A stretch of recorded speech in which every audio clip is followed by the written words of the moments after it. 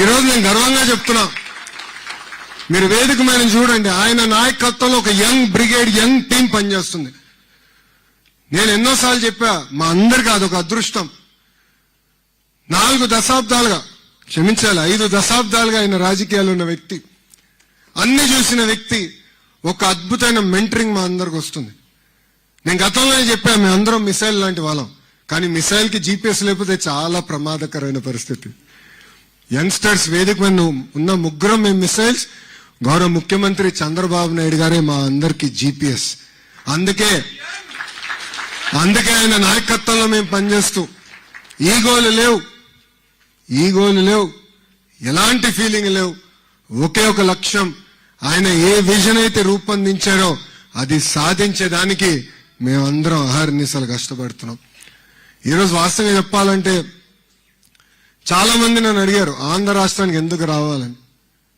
వాళ్ళకి నేను 3 కారణాలు ఇస్తా. మొదటిది బ్రాండ్ సిబిఎన్. 5 దశాబ్దాల అనుభవం నాయకుడు గౌరవ ముఖ్యమంత్రి శ్రీ నారా చంద్రబాబు నాయుడు గారు ఎన్నో పాలసీస్ తీసుకొచ్చారు. It stood the test of time and politics. అందుకే రండి, పెట్టుబడులు పెట్టండి అన్నాం. రెండోది స్పీడ్ ఆఫ్ డూయింగ్ బిజినెస్. ఒక జూమ్ కాల్ అనండి, ఒక వాట్సాప్ మెసేజ్ అనండి, అహర్నిశలు పారిశ్రామికవేత్తలకు అందుబాటులో ఉంటూ వాళ్ళకి ఎలాంటి సమస్య లేకుండా ఈ పెట్టుబడులన్నీ గ్రౌండ్ చేసి లక్ష్యంతో నాతో పాటు మన టీజీ భరత్ గారు పనిచేస్తున్నారు.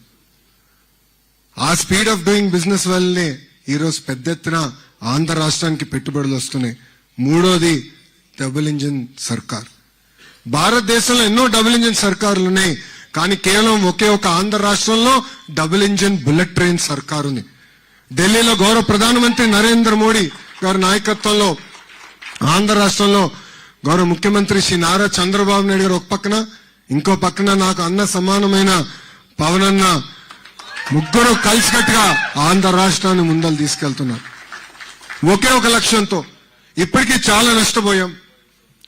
ఆంధ్ర రాష్ట్ర విభజన జరిగి ఇప్పటికీ 12 సంవత్సరాలు అయింది. ఇంకా ఆ విభజనలో మనం పడుతున్న ఇబ్బందులకి ఇప్పుడు కూడా మనం ఎదుర్కొంటున్నాం. ముందరికి వెళ్లాలనే లక్ష్యంతో ముగ్గురు కలిసికట్టుగా వచ్చి ఈ రోజు ఆంధ్ర రాష్ట్రాన్ని ముందలు తీసుకెళ్తున్నారు. విశాఖ ఉక్కుని కాపాడుకున్నాం, విశాఖ రైల్వే జోన్ ఏర్పాటు చేసుకున్నాం. తొందరలో కర్నూలులో కూడా హైకోర్టు బెంచ్ ఏర్పాటు చేయబోతున్నాం. పోలవరం పనులు కూడా పెద్ద ఎత్తున పరిగెత్తిస్తున్నాం. ఆగిపోయిన అమరావతి పనులు కూడా మీరందరూ చూసుంటారు, ఎంత స్పీడ్ గా ఈరోజు పరిగెత్తిస్తున్నారు. వాస్తవంగా చెప్పాలంటే రాష్ట్రానికి అవసరమైన ఆక్సిజన్ గౌరవ ప్రధానమంత్రి శ్రీ నరేంద్ర మోడీ గారు మనకి ఈరోజు అందిస్తున్నారు. ఇక్కడున్న తెలుగు జాతి మొత్తం మనం ఒక విషయం ఆలోచించాలి. ప్రభుత్వం కొనసాగింపు అనేది చాలా చాలా అవసరం. ఇప్పుడే రాము అన్నట్లు కష్టకాలాల్లో గౌరవ ముఖ్యమంత్రి చంద్రబాబు నాయుడు గారు గుర్తొస్తారు. ఆయన అన్ని సెట్ చేసిన తర్వాత మళ్ళీ ఎక్స్పెరిమెంట్ చేయాలన్న ఆలోచన మనకు వస్తుంది. దానివల్ల మనందరం ఎంత నష్టపోయామో చూసాం. 5 సంవత్సరాలు మన పరువు పోయింది. మనందరం కలిసికట్టుగా పనిచేయాలి. ఈరోజు గుజరాత్ ని చూడండి, 5-6 టర్మ్లు కంటిన్యూస్ గా ఒకే ఒక్క ప్రభుత్వం వస్తుంది కనుక వాళ్ళు ఎంత స్పీడ్ గా ముందరకెళ్ళగలుగుతున్నారు. మొన్నటి వరకు ఒరిస్సాలో కూడా చూసాం, నవీన్ పట్నాయక్ గారి నాయకత్వంలో వాళ్ళు కూడా ఎంత అభివృద్ధి చెందారు. సో ఆంధ్ర రాష్ట్రంలో కూడా ప్రభుత్వం కొనసాగింపు అనేది చాలా చాలా అవసరం. దాంట్లో మనందరం భాగస్వామ్యం అవ్వాలని ఈ సభాముఖంగా నేను మిమ్మల్ని అందరినీ కోరుకుంటున్నా. ఇది మన ప్రభుత్వం. వీఆర్ నాట్ పర్ఫెక్ట్, మేము మనుషులమే. 10 నిర్ణయాలు తీసుకుంటాం, 3 తప్పు అవుతుంది. 3 తప్పు నిర్ణయాలు అనిపిస్తే తెలియజేయాల్సిన బాధ్యత ఇక్కడున్న మీ అందరి పైన ఉంది. సరిదిద్దుకోవాల్సిన బాధ్యత వేదిక పైన ఉన్న మా అందరి పైన ఉంది. వింటాం, చర్చిస్తాం. మేమన్నా మిమ్మల్ని కన్విన్స్ చేస్తాం, మీరన్నా మమ్మల్ని కన్విన్స్ చేయాలి తప్ప ఆంధ్ర రాష్ట్రంలో ఇంకా మార్పు అనేది ఉండదు. ఈ ప్రభుత్వం 1 టర్మ్ 2 కాదు కదా, పవన్ అన్న చెప్పినట్లు కనీసం 15 సంవత్సరాలు కలిసికట్టుగా మనందరం పనిచేయాలని ఈ సభాముఖం మీ అందరికీ తెలియజేస్తున్నాం. ప్రజాప్రభుత్వంలో అభివృద్ధి సంక్షేమం జోడెద్దుల బండి. ఈరోజు భారతదేశంలో ఏ రాష్ట్రం జరిగిన విధంగా సంక్షేమం చేస్తున్నాం, అభివృద్ధి చేస్తున్నాం. సంక్రాంతికి మీరు మీ గ్రామాలకు వెళ్ళుంటే రోడ్లు చూస్తుంటారు. డెఫినెట్లీ ఇంప్రూవ్ చేశాం. అన్ని రోడ్లు వేసామని అనట్లేదు, చేయాల్సింది ఇంకా చాలా ఉంది.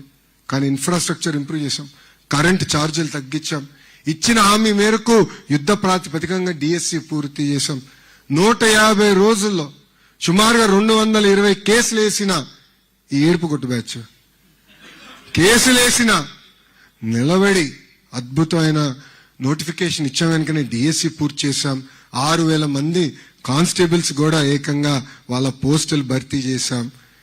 ఇంకా రాజధాని పనులు ప్రారంభించాం. మన నినాదం ఎప్పుడు ఒకటే, ఒకే రాష్ట్రం ఒకే రాజధాని, కానీ అభివృద్ధి వికేంద్రీకరణ. అన్ని ప్రాంతాలు సమగ్ర అభివృద్ధి చెందాలని మేము అహర్నిశలో పనిచేస్తున్నాం. నేను నవ్వుతా టీజీ భరత్ గారు కూడా చెప్పారు, కేబినెట్ లోనే పోటీ జరుగుతుందేమో అనిపిస్తుంది. గౌరవ ముఖ్యమంత్రి గారి నాయకత్వంలో ఒక పక్కన నేను విశాఖపట్నం ఎకనామిక్ కారిడార్ అంటే, ఇంకో పక్కన మన TG Bharat Tirupati economic corridor అంటున్నా. పెట్టుబడులకి మేమేం పోటీ పెడుతున్నాం. ఎస్, అన్ని ప్రాంతాలకి తీసుకెళ్లాలి. కర్నూలు గాని, తిరుపతి గాని, అనంతపూర్ గాని, కడప గాని, ప్రకాశం గాని, నెల్లూరు గాని, ఉభయ గోదావరి జిల్లాలు గాని, ఉత్తరాంధ్ర గాని, అన్ని ప్రాంతాలకి పెట్టుబడులు తీసుకెళ్లాలని అహర్నిశలు కష్టపడుతున్నాం.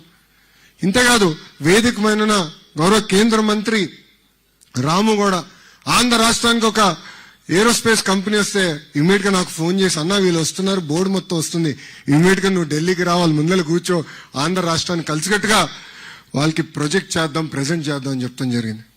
మొన్న ఇట్లనే ఒక గ్లోబల్ ఏవియేషన్ కంపెనీ వస్తే వాళ్ళు ఎవ్వరిని కలవలేదు, గౌరవ ప్రధానమంత్రి గారిని కలిశారు. తర్వాత ఆ బోర్డుతో రాము నేనే కూర్చుని ఆంధ్ర రాష్ట్రంలో ఎందుకు పెట్టుబడులు పెట్టాలని మేము ఒక బ్రాండ్ అంబాసిడర్స్ గా పనిచేస్తున్నాం. అందుకే ఇక్కడున్న తెలుగు జాతిని అంతా ఒక విషయం కోరాలనుకుంటున్నాం. ఈ రాము చెప్పినట్లు మనం ఎక్కడున్నా కలిసిమెలిసి ముందరికెళ్తాం. తెలుగు జాతి గర్వపడే విధంగా మనం ప్రపంచంలో ఏ దేశానికి వెళ్ళినా మనందరం పనిచేస్తాం. మీరందరూ మా బ్రాండ్ అంబాసిడర్స్. మీరు మీ కంపెనీల్లో పెద్ద ఎత్తున ఆంధ్ర రాష్ట్రం గురించి మాట్లాడండి, చర్చించండి, ఆ లీడ్స్ మాకు పంపించండి. ఆంధ్ర రాష్ట్రంలో గ్రౌండ్ చేసే బాధ్యత మేము తీసుకుంటామని ఈ సభాముఖం మీ అందరికి నేను హామీ ఇస్తున్నా. అంతేకాకుండా మన సంస్కృతి సాంప్రదాయాల్ని ముందలు తీసుకెళ్లాల్సిన బాధ్యత ఏపీ ఎన్ఆర్టీ పైన ఉంది. ఆంధ్ర రాష్ట్రంలో ఈ మినిస్ట్రీ కూడా ఒక యంగ్ మినిస్టర్ కింద మీలాగనే యుఎస్ లో చదువుకుని తిరిగి ఎన్ఆర్ఐగా ఉంటుంగా రాజకీయాల్లోకి వచ్చాడు శ్రీను. సో శ్రీను కూడా సీరియస్ గా తీసుకుంటున్నాడు. ఇంతేకాకుండా తెలుగు వాళ్ళు ప్రపంచంలో ఎక్కడున్నా వాళ్ళ కష్టాల్లో ఉంటే ఆదుకోవాల్సిన బాధ్యత మా పైన ఉంది. ఆ దిశగా మేము పనిచేస్తాం. పెద్దలు చెప్పినట్లు ఇప్పుడే ఓమ్ క్యాప్ అన్న సంస్థ నా కింద ఉంది. గ్లోబల్ హ్యూమన్ రిసోర్సెస్ క్యాపిటల్ గా ఆంధ్ర రాష్ట్రం ఇప్పటికీ ఉంది.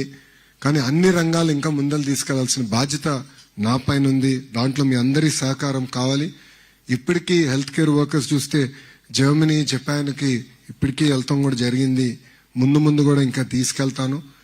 కేవలం మీ దేశంలోనే కాకుండా మీరు మీ నెట్వర్క్స్ ఏర్పాటు చేసి ఆంధ్ర రాష్ట్రం గురించి, తెలుగు జాతిని గర్వపడే విధంగా మనందరం అభివృద్ధి చేయాలని ఈ సభాముఖం తెలుపుకుంటూ, వేదికమైన మా ముగ్గురు యంగ్ మినిస్టర్స్ మా అందరి లక్ష్యం ఒక్కటే.